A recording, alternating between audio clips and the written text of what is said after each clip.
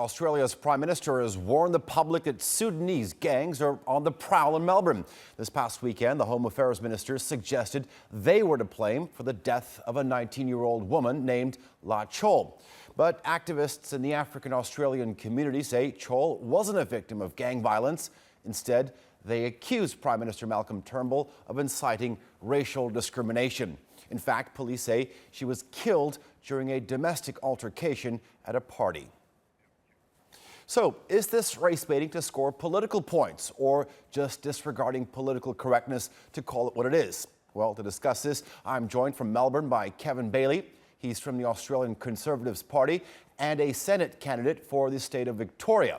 Also in Melbourne is Mayar. He's the chairman of the South Sudanese Community Association of Victoria. Gentlemen, welcome to the both of you to Newsmakers. Kevin Bailey, let me start off with you. Now, you support Prime Minister Malcolm Turnbull's comments about the Australian government needing to address this issue, but do you agree with all of his comments, specifically when he said that there is a, quote, real concern about the Sudanese gangs and that you have to be walking around with your hands over your ears in Melbourne not to hear it? Unfortunately, yes, there is a real problem, not with all of the Sudanese community, of course, but with the fact that there is a large percentage, a much larger percentage of aggravated crimes, aggravated robberies and gang activity than is equal to their representative status in the community. So, we need to actually address it. We need to look at it, and we need to not be afraid because of political correctness, not to call something what it is. Okay, well, I'm going to get to those numbers in just a bit, but I want to bring Mayar in just right now. As a community leader, how did the Prime Minister's comments and other politicians' comments make you feel? Thank you very much for having me. First of all, I would like to ask Kevin Bailey or the Prime Minister, Malcolm Turnbull himself, what does the word gangs constitute? It's very important for us to get a clear definitions. Calling the entire community as ganged, then we need to look at the structure of the gang itself. I mean, who are these people that are called gangs within my own community? These are young kids. Their ages ranges from 13 to 15 and 14 years old. If you look at their structures, they don't have resources. They don't have any clubs that they belong to. These are only young people getting up and just congregating and just going about their own life during the night time. But these are the particular group as singled out by the Prime Minister that we see as our own Prime Minister, somebody who's ahead of the country, the most beautiful country ever in this southern hemisphere, but yet it has concentrated so hardly on a very particular group with such a very small minority group. We are only 1% in the state of Victoria. So basically, the young kids that are labeled as gangs, they're not any different to any other mainstream Australian kids. Okay, Kevin and Bailey, we don't understand why. What do you define as gangs? Are they just young boys out for a night out in the city, or are they an organized group with a particular objective at hand? Gangs are when you get lots of young people getting together and getting up to mischief. Quite frankly, 13 and 14-year-old boys, 15-year-old boys shouldn't be hanging around the city late at night, whatever nationality they come from or whatever background they come from.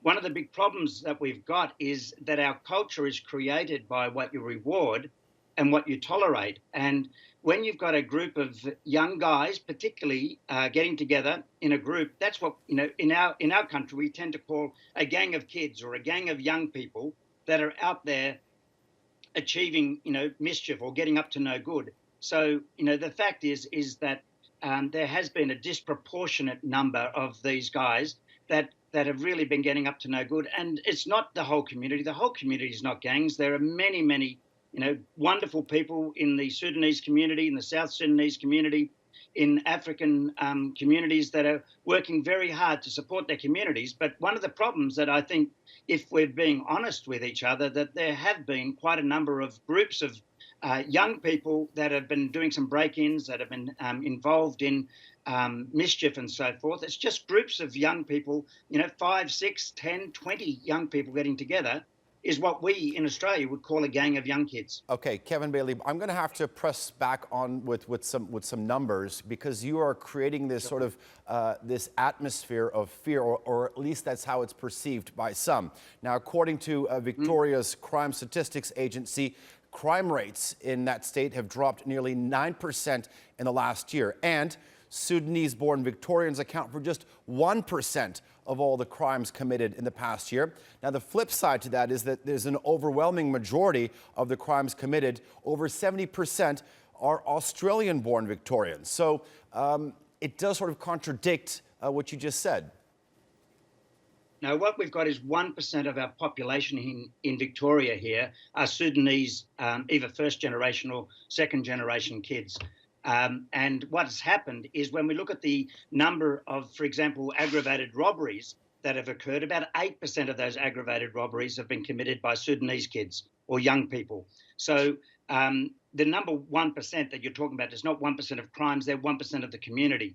And overwhelmingly, the number of crimes that are committed in Victoria, in Australia here, are committed by Australian people, of course, because this is Australia, and that's where the overwhelming number of people that live here are born here. And so we've got to address all crime. Every migrant population that has come through, the Vietnamese, the Lebanese, many groups of people that have come here. We've been an incredibly generous country, welcoming many groups of people, and often that first or second generation has a real problem. One of the things that I'm concerned about, and I think the Prime Minister is highlighting, is the fact that many of these, we've had a very lax judiciary, we've had very lax bail conditions, and often police on the beat are trying to do a very tough job. And these guys, they often have underage kids that are involved, and then they get out a revolving door. They get sent back out into the community very quickly.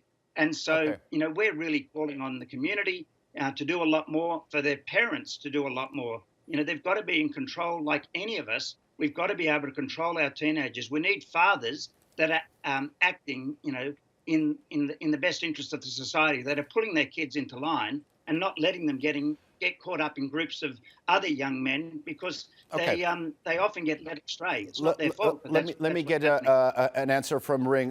Kevin Bailey was talking about there are other minorities, second, third generation minorities, who don't experience this problem. The examples that he gave were the Vietnamese. Other examples that I can give are the Italians, the Greeks, the Turks. Are the South Sudanese or the Sudanese minority group sort of like the new kid on the block, and they're having this a bit more trouble in terms of transitioning into Australian way of life? First of all, we don't dismiss the idea that my community have got some young people problems.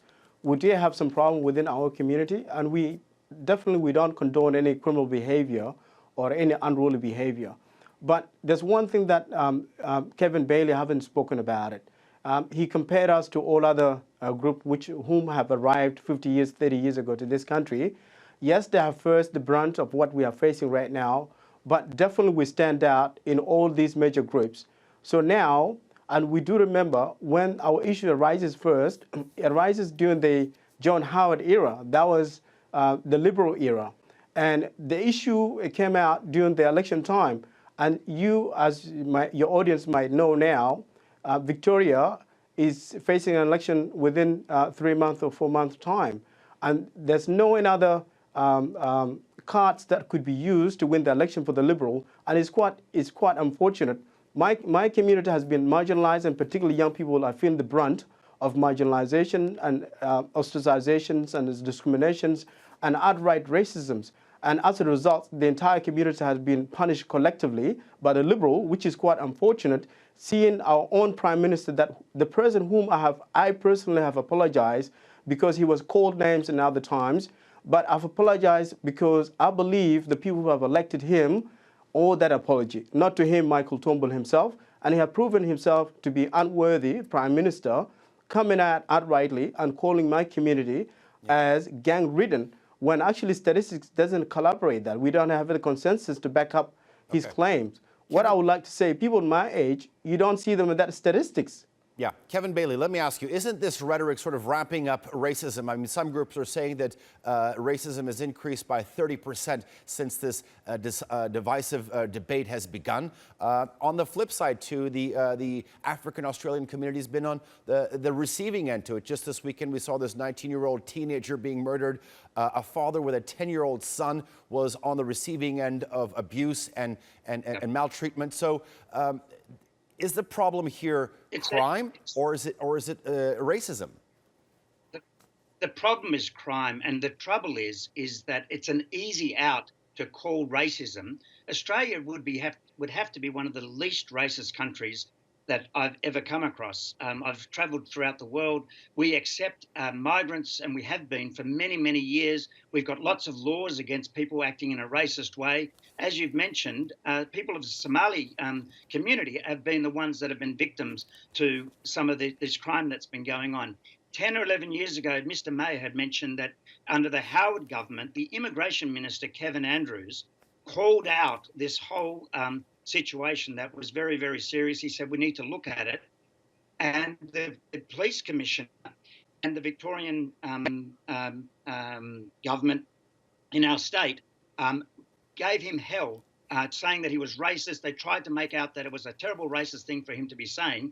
And as a result of that, everything got swept under the carpet. But Kevin Bailey, let me ask you, you say that Australia is one of the least racist comments, but so why does your party believe that some migrants' ideologies or values are not compatible with the Australian way of life then? Right. The Australian, what we do is we accept people from all sorts of cultures, and we've got a very much a multiracial, multicultural society. But our culture was formed on the Judeo-Christian values, or the Western civilization that you'd be familiar with, that much of Europe, you know, with the concern for civil rights, the concern for democracy, dignity of the individual, respect for the police. Those sorts of values, the rule of law, have always been something that we've held very, very strongly as part of our culture. And so when people come here, we ask them to accept those beliefs and those cultures to actually fit in with the way of life that we have here. Okay, my final question to you, Kevin, we don't have a lot of time, I'm sorry, but my last question is to you. You have upcoming elections in November in your state. Is it just easier to appear tough on crime, linking it to the African-Australian community, because being tough on the community, it just gets you votes? I think the community standards are that the community is crying out to be protected, to have a better safety situation, for the police to be involved in really pulling this into line, for the community, in the Sudanese community, to actually take some action. And so, yes, it does help from that point of view, but also the current state government here in Victoria has been very soft on crime, and as a result of that, we've seen things get out of hand. It's not the Sudanese community's fault. It's the government's fault that has done the wrong thing in relation to not enforcing crime and encouraging or tolerating a situation where young people just see that they've got enough rope and they run as far as they can. That's just natural for young people of all. I'm going to give you the last word. Kevin Let Bailey me just said weigh in it's going to be briefly. tough Yes, on crime. How does your community move forward after you hear comments like this then? It's very unfortunate hearing from Kevin Bailey talking about being tough on crime. I believe the state of Victoria have done a marvelous job. The police is doing a great job. The Kevin Andrews government is the only premier that we have seen in our lifetime that have stood with our community firmly. Now, Daniel Andrew have tabled $8.6 million to transition these young people into a better life, meaning kids will stay more in the schools, kids will get employment, will get more training that is required for them to transition them to a better life and also to contribute into this country.